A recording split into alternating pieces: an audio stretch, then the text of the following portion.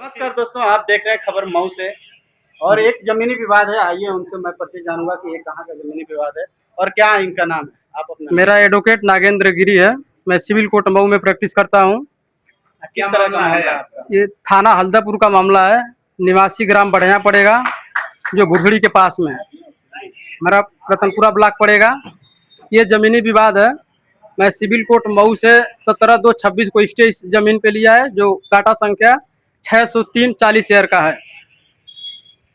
मैं कई बार प्रार्थना पत्र 2/8/26 को थाने पे दिया था, उसके बावजूद कोई कार्रवाई नहीं हुई।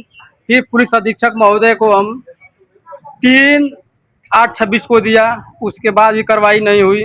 फिर मैंने 5/8/26 को पुलिस अधीक्षक को मैंने दिया था प्रार्थना पत्र। उसके बाद वहाँ थाना पे गया, फिर उसके बाद रोका गया। उसके बावजूद फिर 6 से लगातार उस पर रात दिन काम चल रहा हमारे आराजी नंबर पे। जो विपक्षी गढ़ राजा राम मौर्य हैं, उनके लड़के विजय शंकर मौर्य हैं। लेखपाल द्वारा नापा गया था 6 तारीख को।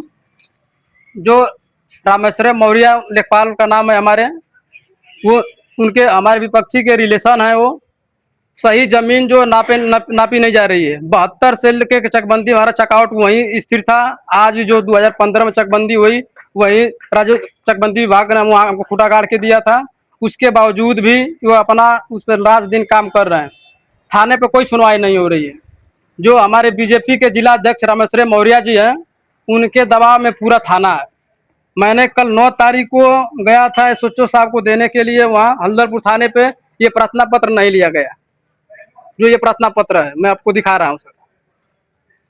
कहा गया कि लेखपाल ने हमको रिपोर्ट लगा के दे दिया है। बताइए, लेखपाल महोदय सिविल कोर्ट मऊ से बढ़ के हैं? मैं आपसे पूछना चाहता हूँ, स्टे के बावजूद जमीन को वो कब्जा कर रहे हैं। लेखपाल रिश्तेदार हैं आपकी विपक्षी का? हाँ, विपक्षी का रिश्तेदार है। जो रिश्तेदारी निभा रहे हैं। रिश्तेदारी निभा रहे हैं। और आप वकील हैं, जब हाँ। आपको बताइए कि न्याय नहीं मिल रहा हाँ। है, आम जनता को यही सोचिए, जब एक अधिवक्ता को न्याय नहीं मिल रहा है, आम जनता को क्या मिलेगा? आप पूछे नहीं है कि कोर्ट के अधीन है ये, तो कैसे कह रहे हैं कि राजस्व विभाग लिखवा के लाइए। अरे भाई, ऑलरेडी जो इस जमीन पे स्टे हो गया है, उनका नापने का अधिकार नहीं है लेखपाल साहब महोदय को। मैं तहसील दिवस को, जो तहसील दिवस लगी थी, वहाँ गए तो मैं नायब तहसीलदार साहब को प्रार्थना पत्र दिया। वो वो बोले कि ठीक, मैं दिखवाता हूँ। वो तुरंत क्षेत्राधिकारी कानगो साहब को आदेशित किए उनको जाके मौके पर नापा जाए। उनको लेखपाल नहीं लेकर गए, रामेश्वर मौर्य वो अपने ही टीम को ले जाकर नापे हैं। उनके रिलेशन के हैं, वो जबरदस्ती वहाँ काम करवा रहे हैं। जो थाने पे जिला अध्यक्ष महोदय का, हमारा जो बीजेपी के जिला अध्यक्ष रामेश्वर मौर्य जी हैं, उनका पूरा प्रभाव उस थाने पे, हल्दरपुर थाने पे है। आप मुख्यमंत्री पोर्टल पे अपना जियारत डाले हैं? जी सर। तो जियारत में अगर सुनवाई नहीं होती तो मुख्यमंत्री ये पोर्टल बनाया क्यों? अब वही सरकार क्या बना, ये पोर्टल अपना जवाब क्यों नहीं मांगे हैं? जवाब मांगा गया, अभी तक नहीं है हमको मिला। 112 नंबर कम से कम 10 बार फोन कर चुके हैं।